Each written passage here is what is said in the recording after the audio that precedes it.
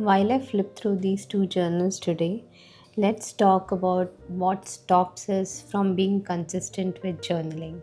Like me, I'm sure you have also looked at all of your beautiful art supplies, your journals, and scrolled through Instagram and Pinterest for some inspiration. What I have learned over a few years is that perfectionism feeds procrastination. Sometimes we just want the outcome to be perfect or something like we have seen on the internet. But then our mind feels that it is too hard to achieve. Over many years, I have gathered many different types of art supplies because I love them all. I love mixed media, I love paper crafting, I love textured materials, I love fabric pieces, etc. So sometimes I do feel that I want to use all of it for one spread, and that makes it difficult. The fear of missing out comes in here as well. I often feel there are many silicone stamps and rubber stamps in my stash that I haven't used. But using stamps is many times a struggle for me. I would rather do some doodling and some mark making with brushes and pens, as you can see on some of these pages. These pages are not at all complete journal pages. These are actually the pages which I created while teaching an online class on journaling ideas to some of the beginner journal friends.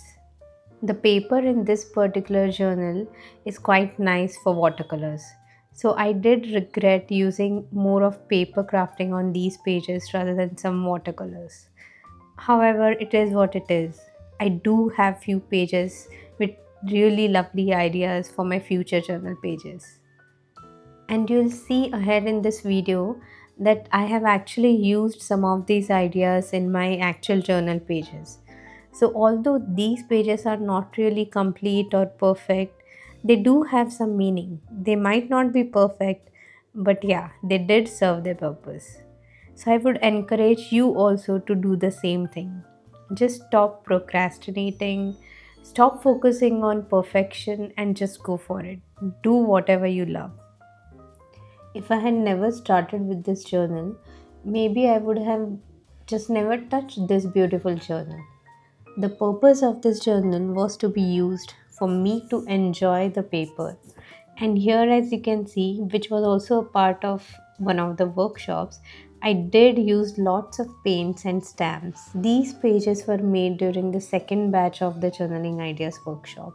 So, even though all of the ideas are almost similar, there are some differences and there are some different materials that I ended up using, which also serve as some newer ideas for other journaling pages. I really love how those cute buttons look on that pocket and that vellum pocket which has some intricate die cut on it. Perfectionism makes things look harder than they really are. Sometimes after I'm done with a particular journal spread, I feel so glad that I started even if I wasn't really feeling, like that at the beginning because it ends up looking pretty. I think this particular page really looks pretty. And it didn't start as a really complex process. Sometimes you can just grab something that is lying on your desk since a long time, or usually we have a basket or a box full of random supplies. You can just pull that out and just start with it. Sometimes you might be in the mood for creativity, but you don't have anything to write on that page, like this particular page. But don't bother about it, you'll always find something to write on it. I usually like to date my pages, and in such cases, it is confusing whether to write the date when I actually decorated the spread or when I wrote the journaling. So these days, I have started writing both the dates. As easy as that. Mistakes bring out your uniqueness. Every individual has a different style, has a unique style. I really love using watercolors and watercolor pencils. I really love urban sketching. However, I'm just not good at it. At least that's what I feel. I may get better at practice, but I just want to be perfect from the first attempt. And as you can see here, it really looks kiddish and it really doesn't look very nice. It may look cute, but it's not pretty or as I want it to look. But that doesn't have to stop me from using the beautiful watercolors, the watercolor pencils, and markers that I have. I can use them in different styles.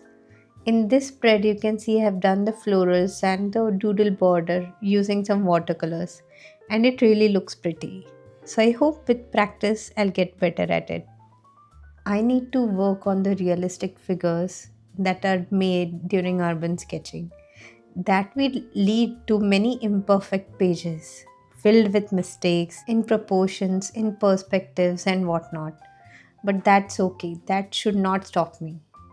I am hopeful that eventually in future there will be few journals which are filled with gorgeous artwork made by me. And I want to encourage you to hope for the same for yourself. As you can see, the doodle page on the left side was slightly better than the earlier one. But the sketches of human figures continue to be imperfect, not really how I want them to be. But I'll continue to practice them.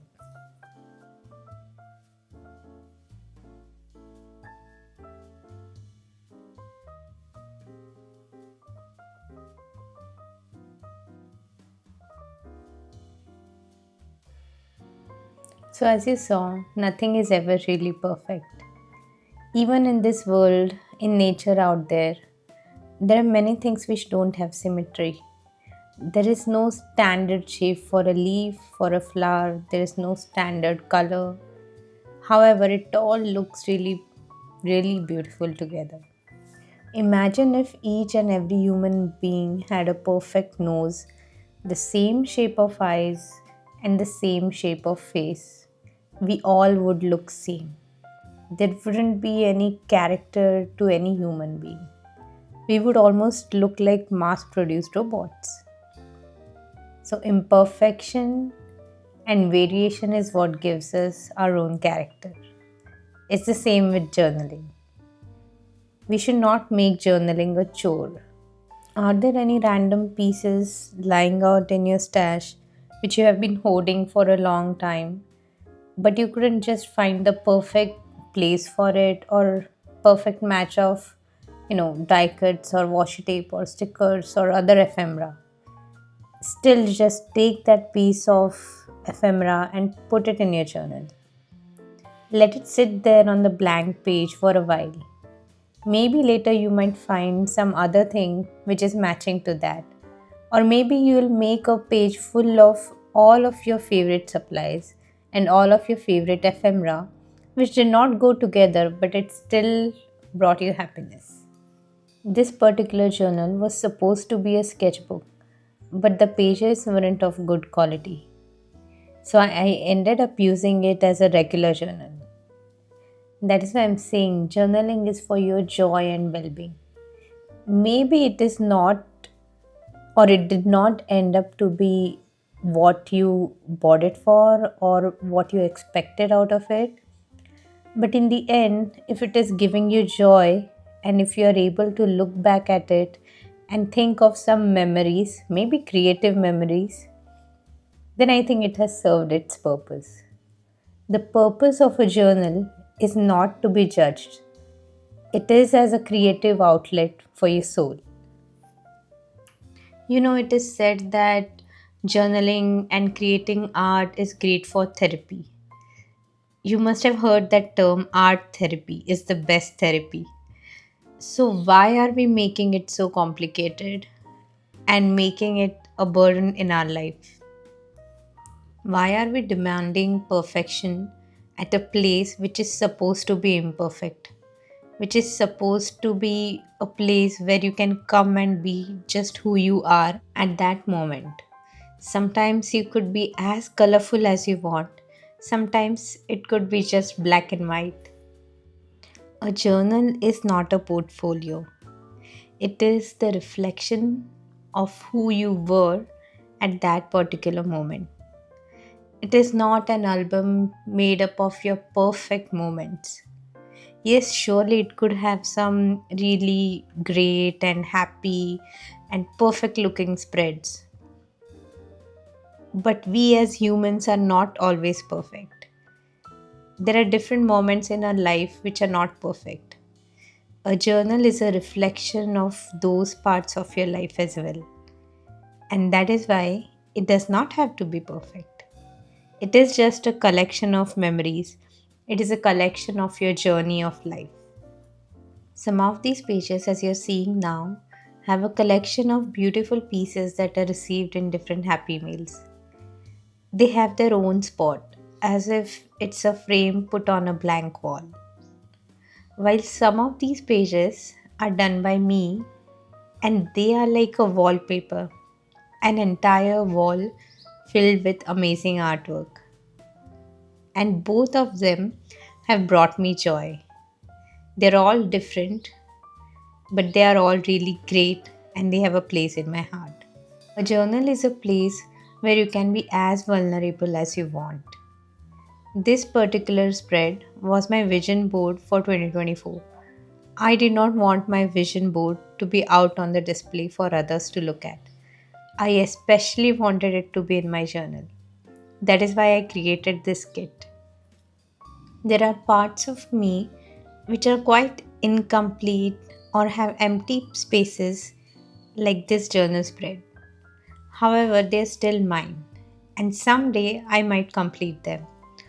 Or maybe I just might find another page and do it all over again. So, those don't need to be seen by others. It was the same with my vision board. Towards the end of this video, I'm going to give you 5 actionable steps which will help you embrace imperfection and be consistent with your journaling journey in 2025. So stay tuned for that.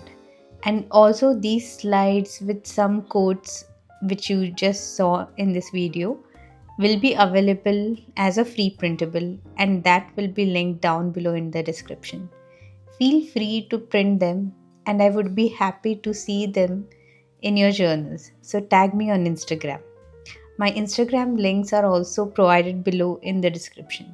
As you saw, none of these two journals have really a theme. Both of them have a mix of really variety of things. They have served me as a place for my favorite pieces received in Happy Meals. They have served as a place to put some pretty paper scraps, as you can see on this particular spread. And they have also served as a creative outlet in some doodling, some sketching, some painting, some collaging. And here, as you can see, there are some tea bags which I received in the Happy Meals. And some of them were enjoyed by my husband, some he did not like. So, that particular spread just had some information about that. That is going to be a really sweet memory over the years. For 2025, I would recommend you have one journal which is going to be really a free space for you to put anything that you want. There could be some ephemera or just a piece of packaging or some really beautiful washi tape which you got on some envelope, but you did not want to throw that and you were just holding it on your desk. And I want that journal to be a place where you can put all of such things and really look back at it as a beautiful memory of your favorite pieces. I think you should give it a try. This particular spread started with that image of boat which I got in one Happy Meal. I did not have other matching pieces at that time, but later on it came all together. Now, this was a piece of card and a postcard which I received in two different Happy Meals. There is this book called Draw Your Day by Samantha Baker, and I like sketching about my day. So I ended up sketching a bit on that particular page. Two of these last pages ended up being some of my favorites. They have some Bible journaling with really cute die cuts, really beautiful colors, and some journaling on them. This particular spread shows my vulnerability in the journal. Of course, this kit by Illustrated Faith was kind of themed around that. It's an old kit and it's a printable. But yeah, I was being vulnerable in my journal about how I was feeling that time. Now, this is the end of the journal. Quickly, let's talk about 5 actionable steps. I would recommend you to start simple, just take it easy. Set some limits with respect to, just using up what's on your desk. Have fun, play, experiment, and don't bother about your mistakes. Celebrate your progress. And in the end, I'm sure you'll have a journal filled with really happy memories. It will serve as a stepping stone in your journaling journey and boost your confidence. It will give you immense pleasure and it will be a creative outlet for all your ups and downs, for all your feelings. Thanks for watching, and I really hope you were inspired by this video. Bye bye.